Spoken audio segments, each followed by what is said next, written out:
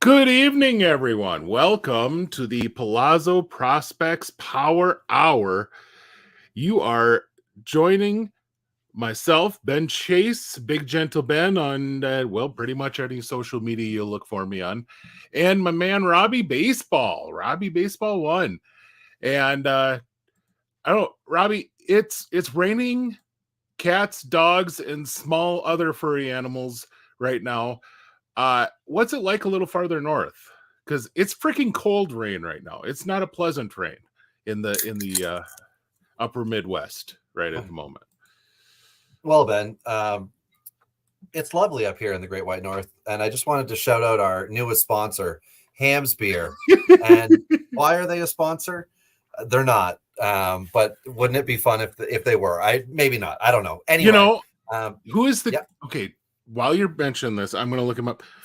There's a kid named Ham on the in the Tiger system who's having a hell of a year so far this year, I believe. Oh, okay. Now I'm blanking on it. Now I got to look this up. See, this is what happens when Ben's brain goes down a rabbit hole and facts don't follow. Then we're tripping and falling all over ourselves. So anyway, what we have a little bit of news today. Not a whole lot of news going on in the world today. Sorry. I gotta go back. Jaden Ham. Jaden Ham is the guy's name. 21 years old in high A. And if we were doing hot pitchers, he might be a guy we should maybe have brought up. 23 and 2/3 innings, 37 strikeouts, 3 walks. No joke. He's not hamming it up. No. Or maybe he is. I mean, he's kind of whatever he sizzling. Does, he's hamming it up. He's kind of sizzling right now. Okay. But I've got to prepare. On Wednesday, I'm doing a food-based podcast. Not tonight.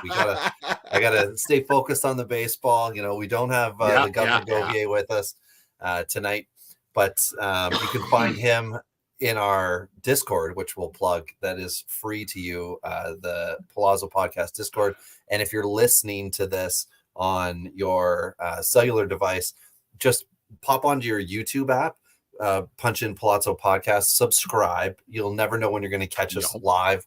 We got multiple shows a week, not just myself and Ben, but there's a big team. And it's always good to subscribe. And we are on the march to 1,000 plus. And last I looked, we were at 758, I think. So we'd love to see 800 before we see this hot summer here, and big hopes for the rest of the year. But you asked how the weather was. It's pretty nice here in Canada, and you talked about it raining down cats, dogs, and other small animals. Well, today my dog jumped in the river behind our house, going after two tiny little beavers. And I got it on video because I saw the beavers. I'm like, that's so cool. They're just hanging out, playing around. And then my dog, my male dog was like, hey, there's some beavers down there. And then he took off. So but it was great. And you like to see that kind of aggression, just the same type of aggression that we saw as I transitioned into the news with Christian Scott on Saturday, or should we say Great Scott with the New York Mets starting pitcher debut on Saturday. Totally acceptable. I mean, I picked him up in my home league, which I am now 5-0 in, baby. 5-0, and I'm now taking on the last place team, and I'm the first place team. So it's a guaranteed upset loss for me this week, and I'll be 5-1 when we talk next week, Ben. Christian Scott was exactly what the Mets needed. A pitcher taking a step forward, not a pitcher just struggling to get through 5. So did you see any of the debut or highlights or anything like that of I did watch a little bit of it. What I was really impressed by, I've been a Christian Scott guy I started really raving him for a while. Yeah. And I was really impressed with how sharp the command was. He's a guy who's usually been control over command, but man, he was spotting the curve of the catcher's mitt every time. I mean, it was really impressive how spot on he was with his command throughout that start. And he needed it. I mean, really he did, but I was really impressive. So anyway, it was a fun watch, especially like I said, for a guy, I've been promoting Scott as, and frankly, it's hard for a Braves fan to say, but the Mets are doing something in developing pitchers, and it seems that way. We haven't seen it all come up, right? Right at the moment, it looks like they've got a core of guys that are on the upswing. It's fun to watch so far. Let's just put it that way, that in the minor leagues, they're doing some good things. So yeah, Scott's start was excellent to watch. I really enjoyed kind of seeing what he could do with a major league roster. I mean, you got to think he's earned himself at least a couple more starts, even not just one more, but you got to think he's getting a few more based on the way he pitched that last start. So, and as we talked about on last week's show, the depth behind is not a ceiling depth; they're a floor depth for other pitchers. So, if you like what you saw to Scott as somebody in the Mets front office, you're like, yeah, double that down. Like let's see that go again. I'm trying to think of who they're going to pair up against on Friday night, but it is somewhat irrelevant. It's just another start for the young rookie. So Scott with a good start. We also had Alek Manoah on the other end of that. Yariel Rodriguez, who everybody was getting excited about 2 weeks ago with Toronto, is now on the IL. And then the Jays threw Manoah to the fire because he's had one good start in the Govier's let me know that I need to double check my mic. Give me a second here, everybody, and let me apologize. Hopefully I sound there. Now you do. Now I do. Okay, my apologies. There we go. Earlier, everybody. Govier's giving me tech advice here. You know what I would really like are trade offers instead. Trade offers instead of tech advice. But anyway, it helps if you plug the mic in instead of put it up to the edge and then do something else. Actually, what happened? I popped a breaker. Comments. Tonight. I'm just going to leave that one alone. But yeah, I popped a breaker tonight, just like the Jays did. So Manoah sucked. Started out okay, but again, ring out of pitches. Ran out of gusto. What I'll say is the thing that impressed me, and it's something that I was worried about with his start.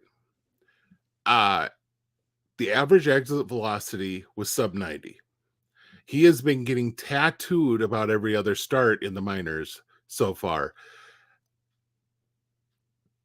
He's a guy who lives on soft contact. He really does. When he's going well, he's not a guy who's going to strike out a batter an inning. That's not ever been Alek Manoah, really. He's a guy who's more of he's going to give you 180 innings and 160 strikeouts, and he's going to put a lot of balls under the ground, which there was a time with the Jays that was a pretty questionable strategy when they were trying to actually put Vladdy at third base. And you're like, well, maybe we don't want to hit ground balls anymore. But that's one thing I've been watching in AAA with Manoah is his average exit velocity keeps going down. And that's, if there's anything positive to take out of that start from Manoah, is that nobody really tagged him hard in that start. That doesn't mean it was a good start by any means. Right. Yeah. But I'm going to look to see when it happened. I felt like he got through everybody 1.5 turns before it all imploded.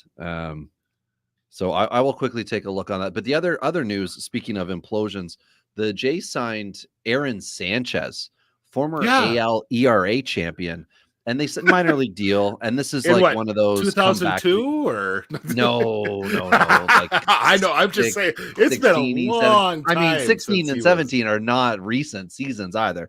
It was a while ago that Sanchez, made that mark, and then he had a serious history of injuries afterwards, and then performance and things related. So, my wife's asking me where our son's leftover birthday cake is. Fun fact that nobody cared about. But Aaron Sanchez. Yeah, how do I explain where it went, everyone? If you've got any tips on what could have happened to the cake, so what he pitched on Sunday. Yes, on Sunday, and I guess he got hit in the first inning, actually. I guess I should have double-checked myself there. So Manoah with 4 innings, first inning, 1 run, and then in the 4th he was toast. He gave up 5 in that. So yeah, 1 scoreless inning in that 4th. So this was a decent question. What I will say is this follows the David. Thank you. Yeah. Yes, he absolutely should be going after an opener to protect himself from a first inning duff that's right in his head to go into the 2nd, 3rd, and 4th. Yes, 100%. Yep. Because you have nothing to lose if you're Toronto. It's one guy who you can put any single inning guy that's not Romano. So maybe you want to put Swanson because you want him to rebound a bit. So you let him go up against your 1, 2, 3. Yeah, he needs to rebound. Well, I was going to say, ideally, he doesn't end up hitting or seeing 6 or 7 guys. He sees 3 or 4, and then he gets to go through, the fifth and beyond to start himself. Yes, great idea. And David's commented, of course, on our YouTube, which I believe everybody could have heard me, should have heard me, that they are subscribed to that. So, and then David, follows it up by saying piggybacking with Yariel when he comes back.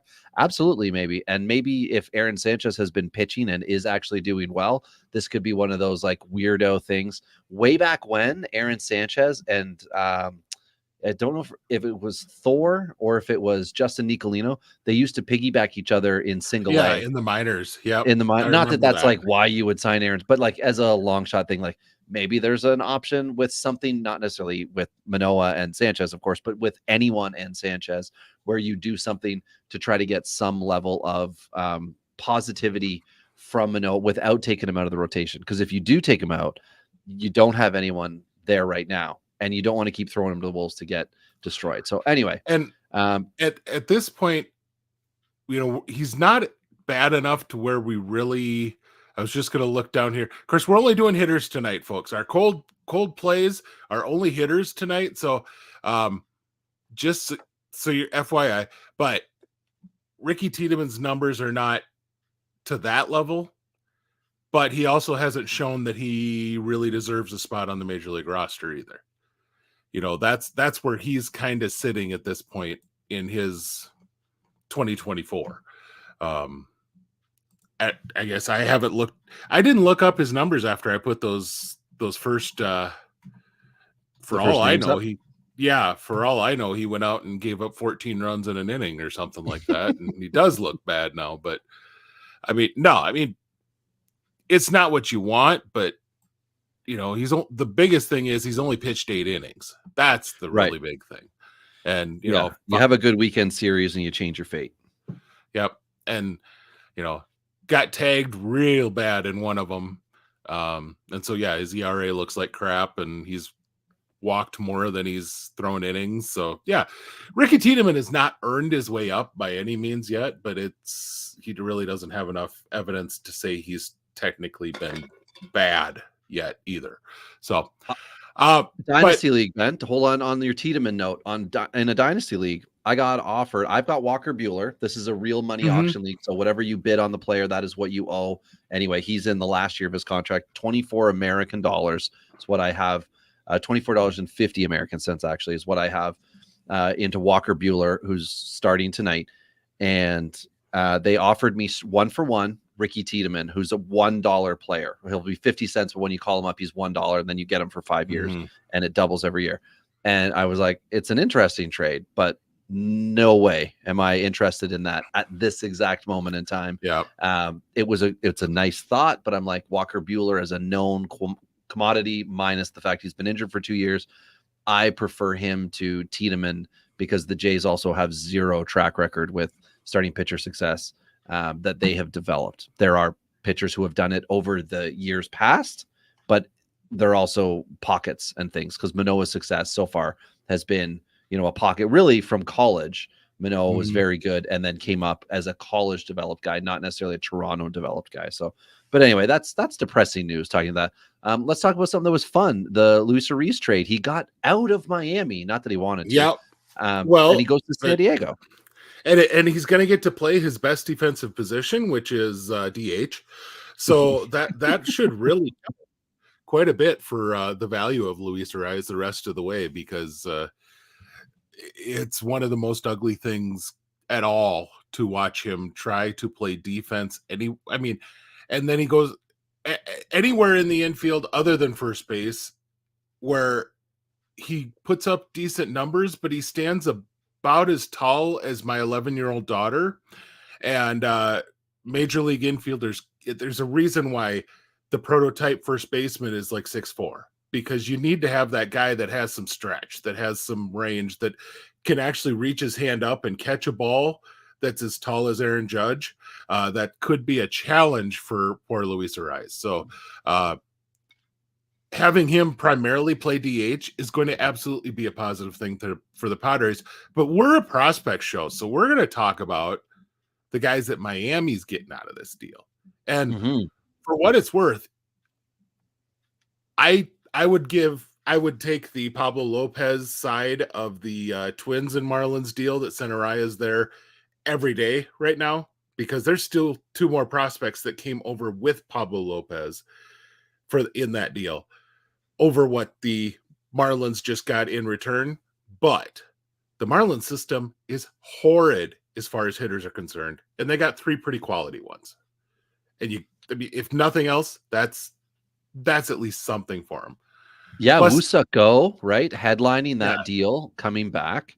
Didn't make the opening day roster, and that's a thing. But Dylan Head, good outfield prospect. Jacob, Marseille, outfield first base. Ariz looks like Abe Vigoda moving around on defense. Okay, yeah. Is that the Abe Vigoda from? Oh my goodness, what's the kids movie where he? Oh no, it's 3 Men. No, it's not 3 Men. A Little Late. Look Who's Talking. Where he's like. Anyway, different show. Yeah, different. This does not. I know what you're saying. It's not Cinema 9, but it could be. It could be Cinema 9 if we want. Anyway, Jacob Mars, one guy, and then the other one, the only one who was like doing amazing, and I was very excited for him, Nathan Martorella. Great. Did you line see the video on this guy on how he found out? No, he was standing at second base. His manager comes out and calls timeout to pull him off the field because he's no longer a member of the team. And so then he and Marcy walk off, but the way that they have to walk off, because of course it's minor league baseball and nobody has normal settings for where players enter the field. They had to walk up the first baseline all the way to the outfield. They're doing this hello, goodbye. Yeah. It's man. That's the screw you, you're cool, screw you, I'm out of here. Absolutely. It was, but I mean, you could see on his face, he's like, I'm what now? The manager tells him, he's like, but I'm on second. What am I supposed to do about that? Yeah, so pinch runner comes in. I guess that's the idea, right? Yeah. And the manager had to go and explain this to the umpire. I mean, it was just a whole thing, right. But it made for a really funny video. But Marcy was a guy that I really liked coming into the season. And then Jackson Merrill took that center field job and has really run with it. Quite frankly, he's defensively, he's definitely run with it. But Marcy's a guy who's got some legit tools, power and speed, and definitely can handle the ball defensively. I like all these guys. I think this is a pretty solid deal for Miami. None of these guys are set the world on fire type of players, but gosh, you got to say, this is actually a freaking decent move by the Marlins, which you don't get to say very darned often. And this isn't the way they wanted their year to go. They were a playoff team last year, but this was a strike while you can before it's too late. And look at the return. Now, again, Wusuko, who knows what that really is going to be, but the other 3, and Martorella to me is the no one talked about him before the season prospect, right? But now he's doing well and he's been traded, which again, boom, it automatically increases the interest level of people like myself. And unfortunately for me, Ben, I was looking into him earlier in the week, and then I don't remember what day it was. I saw MLB.com listed a player from each organization that's doing well, and he was the guy that the Padres Padres mentioned. I'm like, no, don't do this. Pick some other guy. He's secret. He's owned in 0% of leagues on Fantrax right now. he's the under the radar guy. Well, not anymore. Not that this like explodes him, but this puts the name out there, right? Which previously hadn't been done. And another guy didn't even put it on the notes that it completed the oh my goodness, the trade with the Yankees and the Pirates. I can't remember who it was that the Yankees got. JT Brubaker, maybe something like that. Anyway, I was very surprised that Kiner Delgado went to Pittsburgh in return for that. That seemed like some prospect capital moving for that. Now, what I will say is that, and we're going to get to one of those players here soon, because we're talking about, just so you guys know, we're talking A-ball first tonight, because normally they kind of get the hind end of things here. But one of the A-ball guys I'm bringing up was in that same international class that everyone after the first year of it said, holy crap, the Yankees have struck gold. There's like 7 guys in this class that are going to be amazing. And Delgado and Arias were the 2 that everyone was ranting about and loving and raving, not ranting, but okay. You know what I'm saying? And then, and then Delgado, and he's putting up great OBPs. There's definitely been some kinks as far as he might be along the Luis Arias route of defense, which is not the best way to go if you're an infielder that doesn't have a ton of power and such things. But yeah, for a pitcher that really wasn't going to move the needle for Pittsburgh at all, you're getting some legit talent there in Delgado. Yeah. So absolutely. And it's an interesting trade back. And again, like, we'll see what Pittsburgh does with it, but I had forgot to put in the show notes, but I do roster Delgado in several dynasty leagues that I, want good things from him for, and I'm hoping for. So the move to Pittsburgh is a neutral one, because when the Yankees have previously made, the Taillon deal in particular, it seemed like all of a sudden guys got hyped that went in that deal, and not a whole lot. Rosemary Contreras was the big headliner in that one, who was up, and now he's like this fascinating disappointment for people who all of a sudden gave him a lot. He's not getting you back with it. But anyway, with Delgado, we'll have to see what goes on in Oakland. Oh, sorry, we got a question. Dave asked a really good question as we were talking trades. The Padres get enough credit for developing these players. They keep churning out prospects. And it's a question that came up in the Discord this week, and questioning whether Preller might be a guy that just likes to trade for the sake of trading. But Preller helped to build the Rangers teams that went to the World Series in back-to-back years. That was he was the guy doing a lot of the scouting, doing a lot of the minor league work with those teams. That's how he got this gig with the Padres. His eye for talent is exceptional. And if you want to be curious on that, look at the guys that they have picked in the draft, in the either the comp rounds or into the second and third rounds, who were ranked something like 90th or higher on most people's pre-draft boards, and they pluck him at pick 28, and that guy turns out to be easily a pick 28 value. They just seem to always find that guy that nobody else is looking at. They get him at that value, and then they can spend less on him, so they spread out their money throughout the draft so much better. Really, he drafts tremendously well, and that's something. There's a reason why they have the prospects they do. Yeah, and in the international field as well, they've made a splash the last 2 years. But Preller really picks his moments, right? He does make the big trade. Obviously, Ariz is the most recent, of course, but Soto in, Soto out, and got a lot of crap for Soto out. But then also doubled down and was like, cease. Okay, we're not done, right? San Diego's not done. Yeah, they can see that there's an opportunity here, and they're going for it, and that's great. A team that's a little less on the opportunity is Oakland right now, but they did do a nice thing, right, Ben? They mercy IL'd Joe Boyle. I'm curious who might get that spot. For me, Kyle Mueller has been a not revelation. That's too much. He has been a useful pitcher. He didn't have his best outing over the weekend, but prior to that, he's been very good. He talked in spring training about working on release points and consistency within the altered delivery that he's now got. The results have been decent for him. Mitch Spence is another guy. Also did not have a good appearance over the weekend. But again, individual little pins and the overall opportunity for both of those guys is there.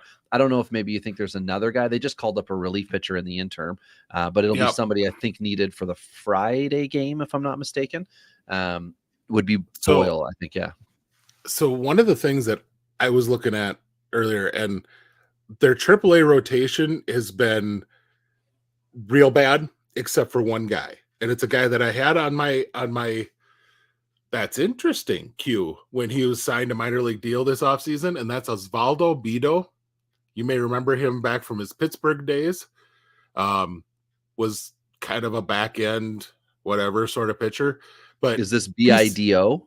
BIDO. Yeah. Osvaldo Bido. And 2.59 ERA over 31 innings, 39 strikeouts. That'll play in the PCL, no less.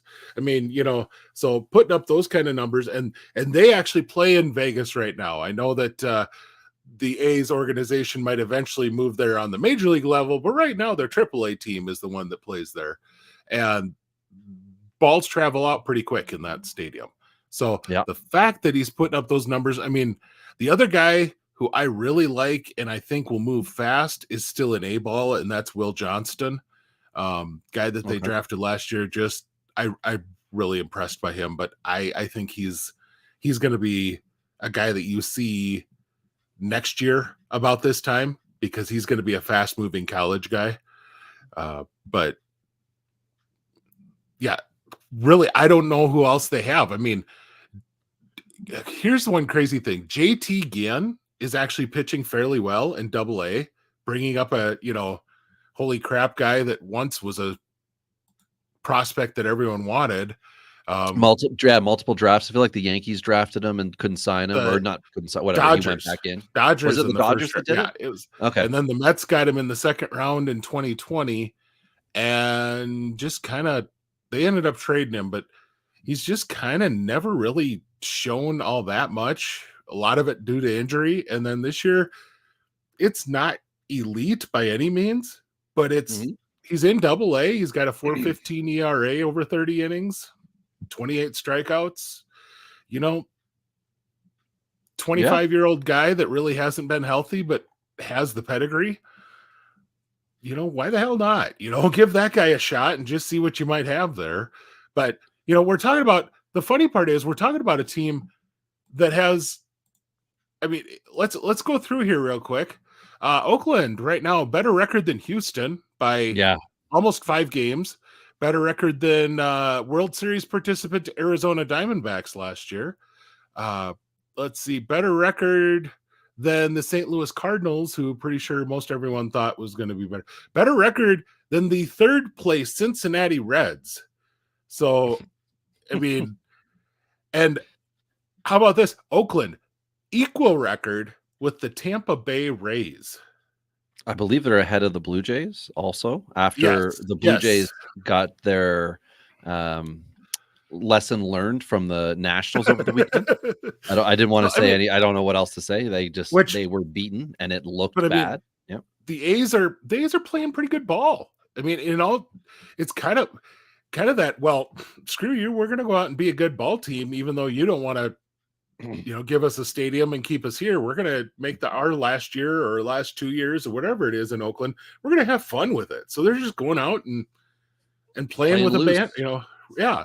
You they're like that Cleveland Indians team from the movie. Where's their Jake Taylor? That's who I'm curious about. You know, who's that retread guy on the Oakland? Well, Abraham Toro. That's Abraham Toro. Because we know we know that they've got their wild thing. You know, they've got their Mason Miller in the back end of the bullpen, you know.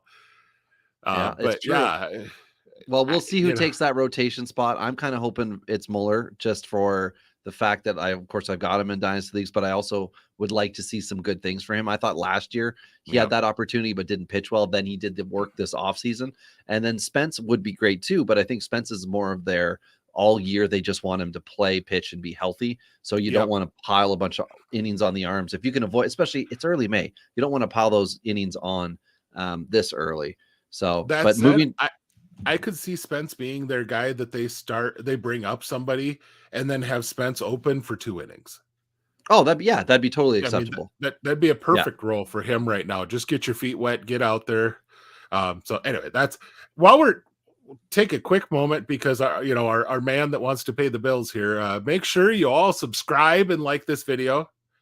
Robbie mentioned this earlier. We're on our path for 1,000, and right now we're working our way to 800 first. So, tell your friends, tell your uncles, your aunts, all those sorts of people that are just, not subscribed the way that they should be. Go steal some computers and randomly subscribe people, create. Just 15... borrow everyone's cell phone around you. I just noticed we're at 7:57. We lost a body over the last week. Oh no, that doesn't happen very often. So, to make up for that, go find 2 free cell phones that have YouTube and make that happen. So, Ben, quickly, we got to circle back to last week. That's scary. Right. Don't call me professional there, big guy. Last week's Jesus Take the Wheel pick. Of course, we have one coming up for this week. It was Brad Keller. Now, what I didn't know was that the White Sox were like, Keller, you're just going to be part of our team. So his first appearance was 1 1/3 innings of perfection, and then of relief, obviously, and then they gave him a start. And the start that he had was, what do you want me to say? It wasn't ideal, but that's what you get with the Jesus Take the Wheel pick. In 4 2/3 innings, he had 5 Ks. He did take the loss and gave up, 6 hits or something like that. Not as important. But I think what has unfortunately happened, because Mike Clevenger is now up, I think Keller is bumped, but not for sure. Because here's what I'm looking at as a potential rotation. And Ben, tell me if you think there's wiggle room for anything else fun and exciting to happen. We got Eric Fetty, Garrett Crochet, Clevenger, Soroka, and Flexen. I don't think Keller's bumping anybody there. Not that we're looking to get Keller in. You just mentioned the White Sox rotation and fun, and I'm not computing. Well, I don't think we have anything fun. Like Crochet started hot and now is becoming a realistic starting pitcher, SP3-4 type, which is fine.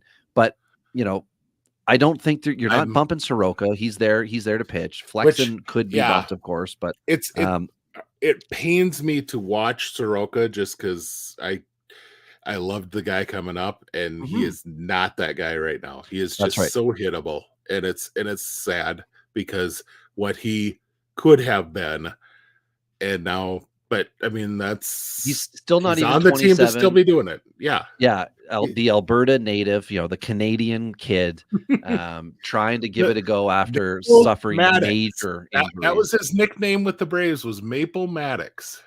Oh, that's nice. I like that. That goes down smooth, a little sugary, maybe. But anyway, so we'll see what's up. But I think Keller's out. Either way, the Jesus Take the Wheel. But this is what you get with the Jesus Takes the Wheel pick, which we will get to momentarily. The final note that I've got here is that Cleveland has promoted Kyle Manzardo. Yay. Yeah. Okay. And here we go. Right. I'm going to bring this up just because our man Mike VA asked this question a bit ago, and I was kind of waiting until we got to Manzardo to bring this up, and now I just clicked on and it didn't want to let me do that. I want to look at this one up here. Oh, now where to go? Well, okay. He had a list. There we go. Rest of season, rank Manzardo, Churio, Caminero, and Carter. Well, I will tell you, even though of all of them, I probably have the highest overall fantasy ceiling on Caminero's bat. He's not in the majors right now. And so therefore, he's got to be 4th. Because you just don't know. And it's Tampa, and Tampa likes to screw around with stuff like this. And so, and frankly, I'm putting him in an article that's coming out tomorrow about guys who are on the cusp of coming up. And where's that article going to be promoted from? Where is that coming out of? It's on my Medium channel called Chasing Baseball Greatness. A little play on my last name, but that's okay. But I do a 10-pack of minor leaguers every week and usually try to find some theme around it. 5 hitters, 5 pitchers. And this week it's guys who are on the cusp of coming up. Well, Manzardo and Caminero are both in there because I started this article before Manzardo got called up. And so dang it, he's staying in there. But what I mentioned with Caminero is the defense at third is freaking ugly. It's real bad. The bat is so good that he should get up. But we know how Tampa likes to play guys around the infield in all sorts of ways. I don't know if they're going to be okay with a bat first sort of guy in the way that they like to run their system. Well, I guess we're going to find out this year because that's what Caminero really is. Beyond that, man, it's going to be a tough for me among those three. I think Manzardo's got a pretty darn clear path to playing time right now, but how long is that open? Once you get Steven, right now they can plug Naylor into DH. They can, they're okay there. But right now, yeah. And I think he's got the opportunity right now. He takes off and runs with it. We're good.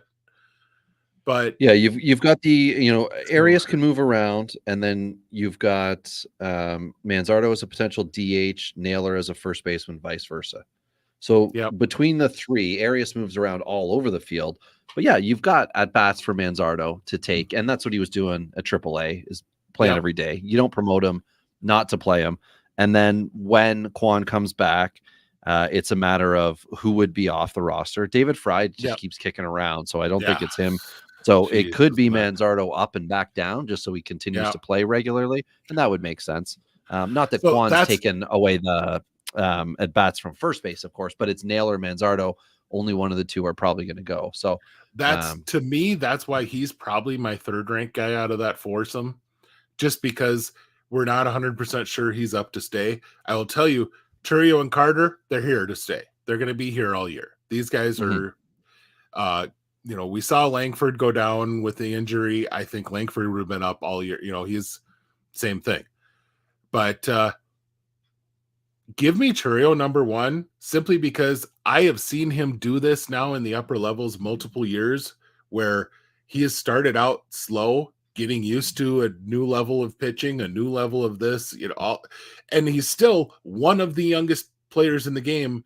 And somebody brought up the other day, he has yet, gosh dang it, I'm gonna back check myself right now, but somebody mentioned that he has yet to ever face a pitcher younger than him. Oh, that's interesting. So he's always been the youngest one. He's always been younger than every pitcher he's faced, which I was going to go check that real quick, because that is something that, lovely enough, is on the splits that they do in the minor leagues. On Baseball Reference, and so you can check that real fast. It tells you whether versus younger pitchers. He did, and when he was in A-ball, he had 5 plate appearances against a guy who was younger than him. 5 plate appearances against a guy younger than him. So it's happened. So that fact was not correct for his minor league career, because they said it was his minor league and major league career. But then the next year, 100%, every single pitcher was older than him. Last year, I believe that this was true last year too. I'm just pulling it up to make sure. Yep, last year, every single pitcher was older than Chourio. And then if you look at this year's splits, that's what he's got going on. I mean, the kid's 20 and barely 20. Turned 20 on March 29th. So what is March your 11th, order here? What is I'm going Chourio. We do have a show about hitters struggling that we'll eventually get to. But Chourio, Carter, Manzardo, Caminero for me. And people, I mean, Brenton's just trolling us here. He wants to put Brian Ramos on there, which but come on, lip chap. and then Mayo on there. That's I got. They got to be up. If Mayo is up, a lot of things change within 3 of my prominent dynasty. I'll tell leagues. you, Mayo is also in this article that's coming out tomorrow. Guys who are on the cusp that I think are coming up soon. Mayo's absolutely there too. But again, the one thing that we have seen is that the Orioles are willing to send a guy down when he's struggled, which a lot of clubs bring him up and just say, well, good luck. But to their credit, they allowed Holiday to go back down, and that's a good thing. Seriously. Absolutely. So yeah, because he needed Jesus while he was up. And speaking of that, transition now to Jesus take the wheel pick. Oh my goodness. We discussed Keller. Prior it. to that was Ryan Feltner. The initial guy was Mitchell Parker, who so far is the best of the crew until tonight. I think he's found a partner right here. And this is Tyler Anderson. Yes, that's right, everybody. He's still pitching. And he started out as a bullpen option for the Rays this year, and then it was potentially an opener option, and now he is part of that rotation to start week against the White Sox tonight, and then the Yankees later in the week. And if for some reason it's pushed, he'll have Boston early next week and finish next week with Toronto. So of his 3 starts, I think it's going to be the White Sox, the Yankees, and the Blue Jays. And I don't know if the Yankees are at home or away, but I like that for him. The Toronto's not the worst matchup right now. In 10 days, that might be different. But Tyler Anderson is doing okay, and that's what happens when you need Jesus take the wheel. He's 2%. Sorry, he was 1% rostered in Yahoo, now 3%. It went up 2% because he's got a 2-start week. I think he was single digits in Fantrax as well, and NFBC and wherever else you play. It's too late because they only do pickups on Sunday, and we record on Monday. But that's it. He's the 4th pitcher in my 5-man rotation of Jesus take the wheel. And next week we'll find out who the next sucker is. And we'll see how I've done with Anderson. I have high hopes for him. I did not for Keller. But I do have some hopes that Anderson could even get me a win. How fun would that be, Ben? Anyway, let's talk about hitters who are not all that. They're not hot right now. And we can start with A-ball. Now, we've got a lot of A-ball names, and what I tried to do, Ben took the approach of looking at guys who just suck that we may know their name of.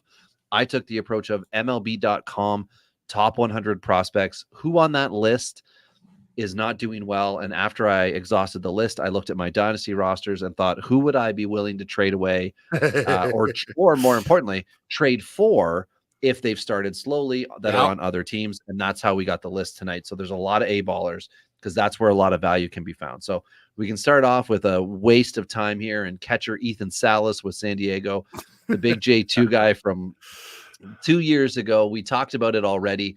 The results don't matter. He's there to learn. He's a young guy at the level. And unfortunately, in 84 at-bats, Salas is batting 190, 296, 238. No dingers, 4 stolen bases, which we assume will evaporate anyway. But in those 84 at-bats, 29 Ks, 13 walks. Do we need much more on it, Ben? I mean, we talked about it already, right? This is just I think this is what's happening this year. Only surprise to me is the lack of power, but that's okay. He just hasn't ran into one yet. Yeah, he's there to learn to catch, and they've got a pretty darn good staff for him to catch there. That's all you really need to know. That's his focus this year. So perfect. Walker Jenkins, more of an interesting. I wanted to just mention it. He's only played 1 game so far.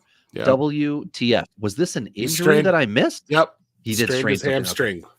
First game of the year, he strained his hamstring, and that was it. And so he's been on the DL ever since. So unfortunately, we got to watch only him try to leg out 1 out, and then he was out. So sad.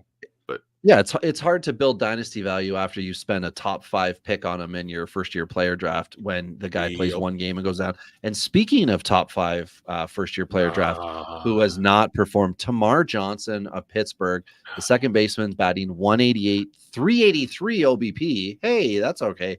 263, 1 dinger, 4 stolen bases in 80 at-bats, 28 strikeouts, 22 walks, though. And that's where the OBP is. So are you thinking what I'm thinking? That's he's learning at something and he's not being told to worry about the contact? Or you remember that in the offseason, we talked about how he had shifted from a guy coming in. He was one of those that people were throwing out crazy high numbers on his contact ability. They were talking about how he had an 80 grade contact skill. Come on now, for a high school kid. But he has really changed his swing, and he is almost intentionally going for a 3 true outcome approach, but that only works when you get all 3. We were talking about another player earlier that before the show that he's getting one of the three, and it's the strikeouts. He's not getting the power or the walks. That's not good. Well, at least Termar's getting the walks and the strikeouts, but he's not getting the power in the exchange. You know, if you're going to be okay with giving up the batting average for power, you got to hit the home runs when you make contact, and he's not. So, yeah, he has definitely been somebody that dynasty drafters are questioning seriously what exactly they now have, and again, the price they paid. I need to do that before we talk about this next one, Ben, because a quick history lesson. I have for a long time been telling people to take it easy on the J2 class at the high end guys. And the hype train was out of control the year in which Carlos Colmenares was signed by Tampa Bay. And people were immediately saying, and I'm going to bring it up, this guy is as good as Wander Franco. He's younger, which we know Franco's into, but he's just as good. And he's now 21, I believe, like no older than 21.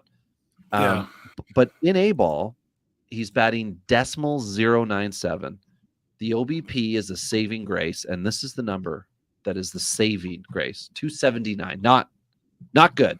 And then a 145. So 0 ding dongs, 5 stolen bases in 62 at bats. The big, huge, disgusting issue here: 62 at bats, 41 strikeouts. 16 walks, which would be okay if it wasn't for the fact he's got 41 strikeouts. And again, to Ben's point about the 3 true outcome, he has no home runs.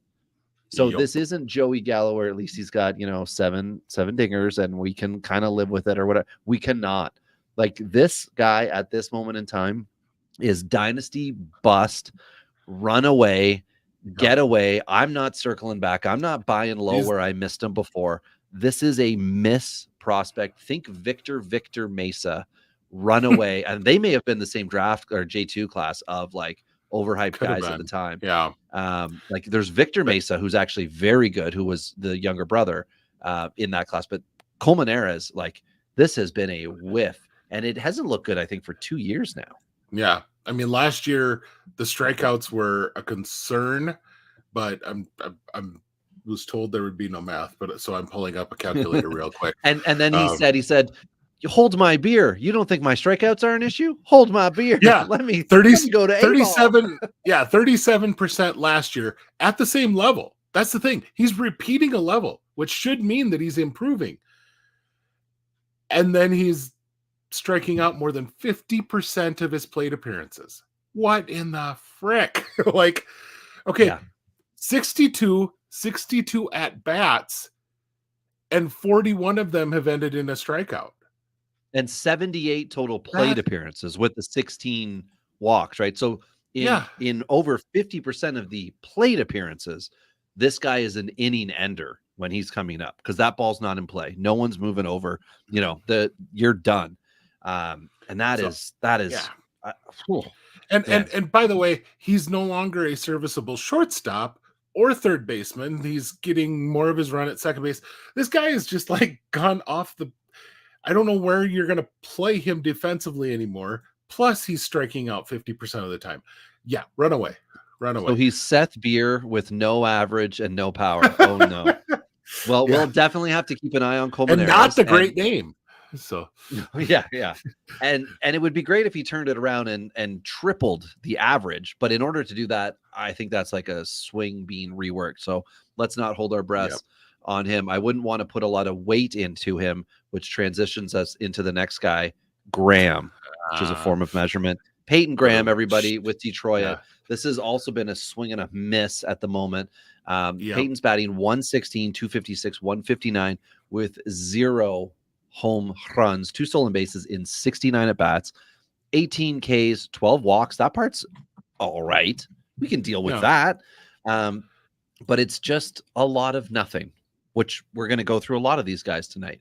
Is there anything within this, Ben, that you kind of think it'll be okay? Or is this a situation where it's like, oh crap, I was hoping for more, but if it's not there, it's not there? The one redeeming thing for him right now is he's running on a 157 BABIP. Okay. So, I mean, that's the big but. And like you mentioned, his strikeout and walk rates aren't hurting you. I mean, or aren't hurting him.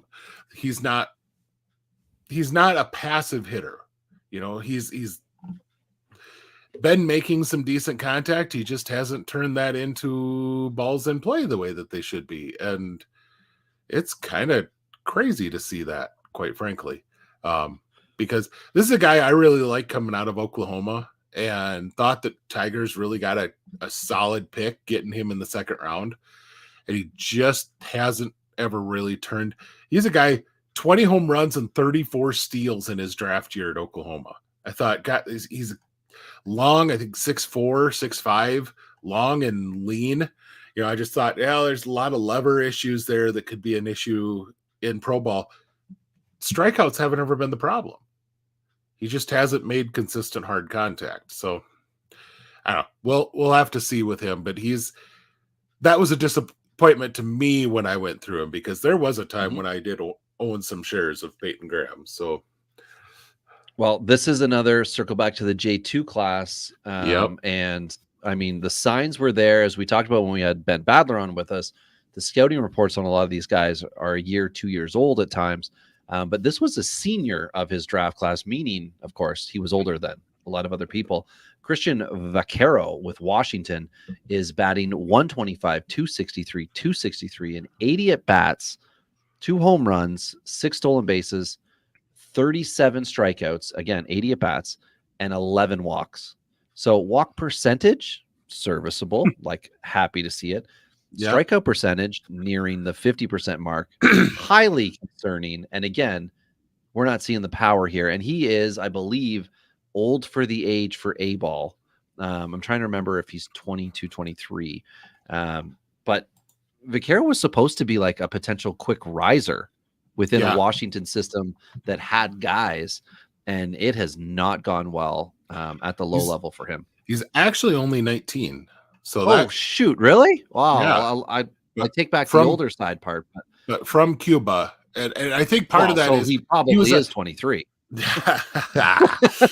But he had a lot of exposure on Cuban national teams, playing in like 14U tournaments, 16U tournaments. And so he had played a lot of international ball against American players that we ended up seeing as legit high-end draft pick talents, and he had played against them and done well against them. And so, yeah, there was a lot of hype coming into that first year that, oh, this guy, he's going to be everything you want out of a prospect. He's going to be the next, Robles, Soto, Robles is a bad example. Easy on the Robles. Yeah. What are you doing to the Washington fan base? So where I'm going with that is a J2 guy that they sign does very well in the minors and moves quickly. Robles was one of those. Soto was another one of those. They did that. They have done that very well in the minor league or in the J2 class in general. Mm-hmm. And that was where the word started coming out. This guy is probably more Robles than Soto in its talent base, but he's going to move like that through the system. Yeah, he hasn't. No, not at all. So, yeah. Another guy, Elijah Green with Washington, again, 165, 290 OBP, service teammates. 308. Yeah. 3 dingers, 8 stolen bases, and 90 at bats, 51 strikeouts, 15 walks. I mean, what in the hell is going on? That lineup must have a lot of frustration. Passive issue. This is a guy who's sitting back and watching baseballs come to him and letting the first 3 pitches of an at-bat go by, which,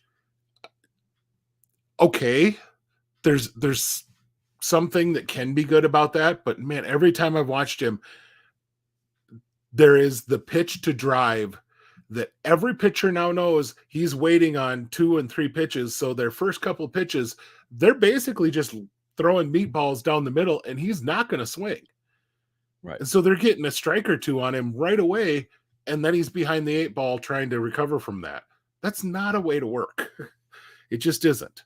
And so that passive end of things, the kid still has ridiculous power and speed combination. He's a hell of an athlete. but baseball requires you to actually make contact with the baseball too, not just have really fun power and speed.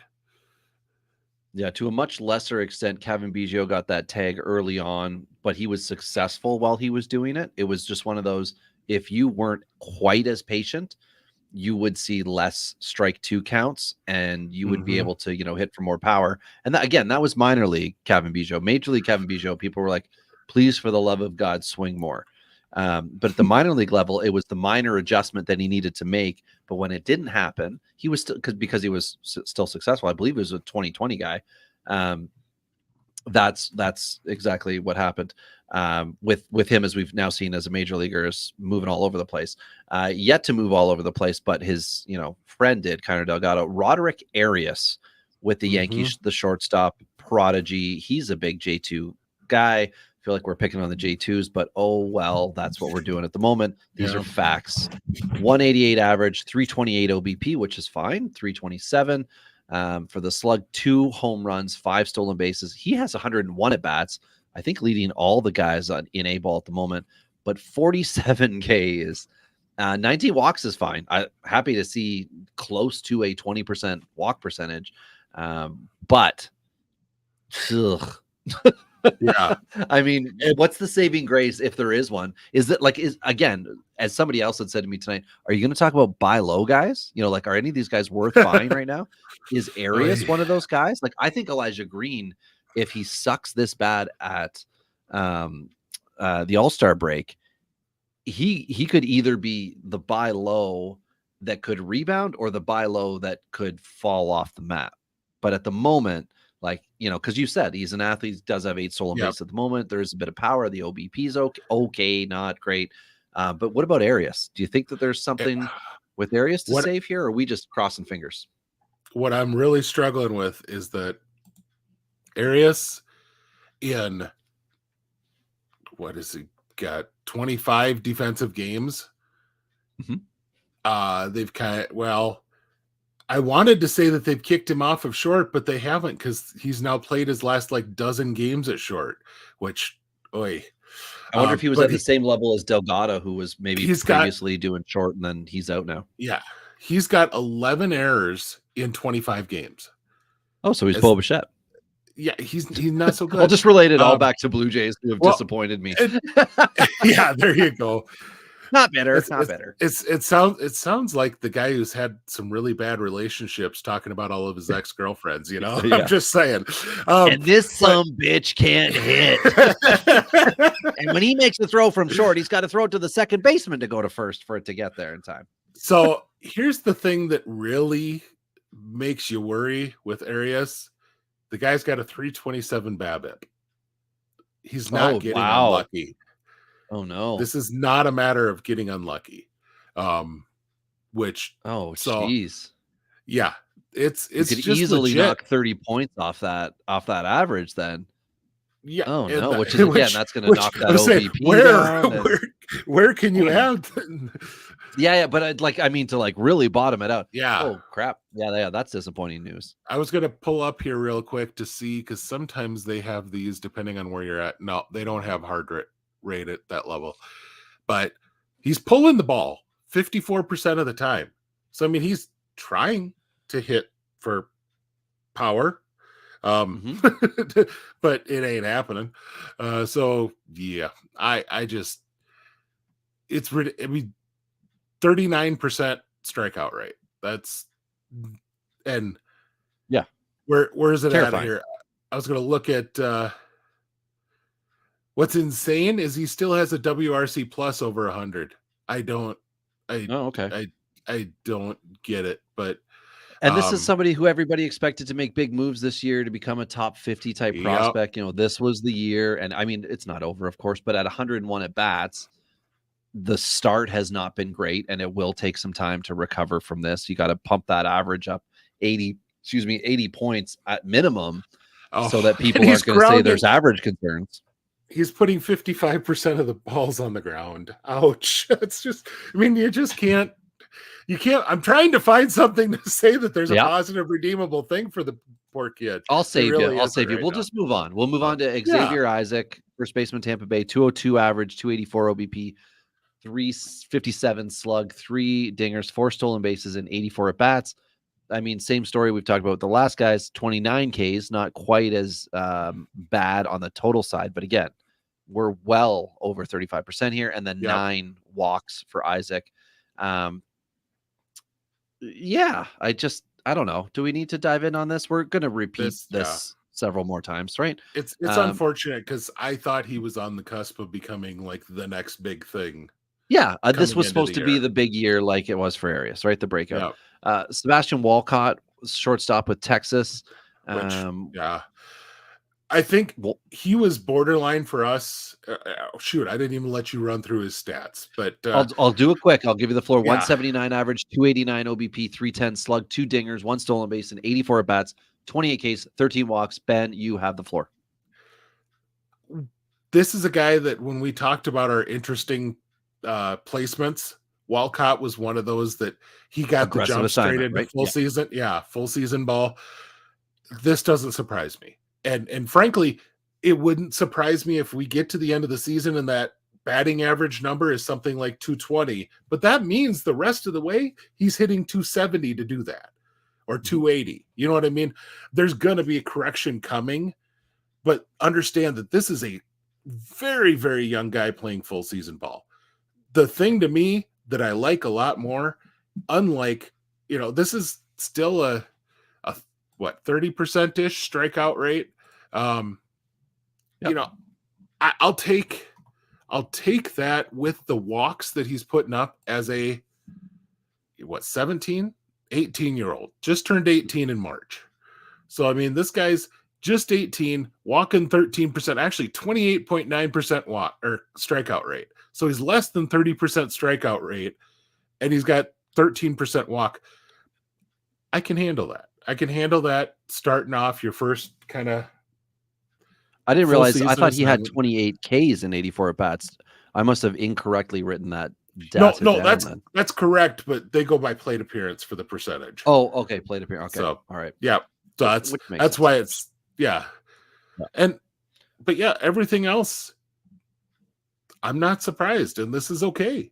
He's I was going to say this is a buy low. Yeah, this is a buy low, like you said. This is one of those, one of your buy low guys. This is a guy who he got 4 games in high A last year after playing most of the year at the DSL and Complex. So he's kind of going back to the same level, which made it not sound as aggressive as it truly was. But this is a kid who literally last year was his first professional season, and now he's in high A as an 18-year-old. I would wager he's probably one of the youngest there. So, right. If you want to get a buy low, if you can get him in your deep dynasty leagues, be all over that. Yeah, trade deadline comes up. You look at that stat line, and like Ben said, if it says 220, 230, that just means he's been batting so much better because he dug himself a hole in those first 84 at bats that we're talking about tonight. Somebody who we thought was going to be hot from draft day and on, Arizona's Tommy Troy, a shortstop prospect, 184, 231, 286 batting line, 1 ding dong, 5 stolen bases in only 49 at bats, so it was less than the others, 10 Ks and 3 walks. So the Ks are fine because we're talking less than 20% here, but the walks aren't there in the 49 at bats. And I don't know exactly what's up with Tommy Troy. I know he was a top 10 FYPD guy this past year and also thought of as somewhat of a lock as a safe pick. But it has not been there yet early on. And I honestly, I thought he would be going one of those guys that got assigned to AA right away because he was so advanced and blah, blah, blah. Mm-hmm. Yep. When he wasn't, that almost did catch my eye that, I wonder if there's something more here that we're working on. But then I remembered, he was a shortstop. They want to make him a third baseman. That's probably all it is. Maybe not. Maybe there's more there than meets the eye, and we should have trusted the instincts that when the team that drafted you sends you below where quote unquote safe is, right? Maybe you take the lead that there's something up. And so anyway, sometimes players are transitioning, like you said, shortstop to third base. It doesn't always work out, but Bryce Eldridge is the next guy up here, and he was supposed to be my next Otani, as the pitching, hitting slugger, built like Aaron Judge, skill set of Otani. But after a hot start in his pro debut, where he had 6 dingers and whatever it was, 60, 70 something pro at bats, 192, 259, 365 line in 52 at bats so far in A-ball, 2 homers, no stolen bases, 16 strikeouts and 5 walks. The walks are not impressive. The strikeouts are not overly concerning, but obviously we'd like to see a few less. But Eldridge was a pitching, hitting prospect. And this is a high school arm, I believe. He's 19 now, if I'm not mistaken. So he is still like kind of somewhat over his head from an age standpoint. But it was such a good debut that this is disappointing. I don't know that this is actually disappointing, come July, come August, that we'll be seeing this, but it's not the hot start that I was hoping for. No. Do we have silver? Like, to me, he's a buy low guy. He is. It doesn't look great today. Buy in right now. Joe Lowry and I were watching him on a game. If you go in the Discord, every now and then Joe tosses up a minor league game that he's watching, and then he kind of shares the screen and everyone can watch it together, and we can all talk about what prospects are in that game. We were watching a game that happened to include Bryce Eldridge, and he had 2 balls one that went right at a guy and was an out. Another ball that was, I thought, a pretty clear single, and he was given, like, there was an error charged, and so he didn't get the hit. Okay. His BABIP is 229 right now. There we go. So there's some positive things. And if you look, the ISO 173, you'd kind of like that to be closer to 200, but it's not killing you. You got a strikeout rate that's 27.5%. That's not killing you. He's just, you get some solid BABIP correction for this guy, and he's pretty quickly at 250 for that batting average, and all the other numbers are going to pop up along with it. And I think he's, you're talking about a high school kid in his first year. Not only that, but it's his first year focusing primarily on hitting. Right. He's always had that pitching that he can do on the side, and now he's not. So yeah, and he's going to have to learn if he is a right fielder or a first baseman. I'm sure they're going to push real hard with the outfield to try to incorporate that arm into something.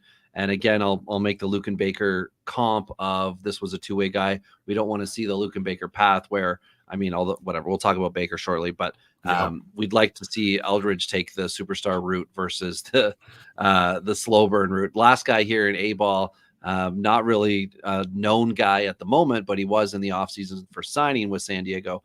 Leotis DeVries, I'll spit that one out really well. Thank you very much.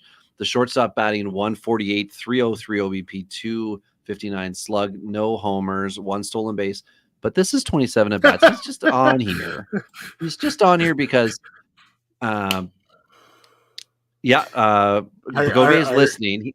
He's refused to come. He's not refused to come on. I think he's just trying to figure out if he needs to come on this show or not. And because I just said that Eldridge was comparable to Otani, he might be firing up the old laptop right now to join us. I think he heard Bryce Elders. Oh, Elders, got it. and Eldridge, like, Eldridge. If I did misspeak, sorry.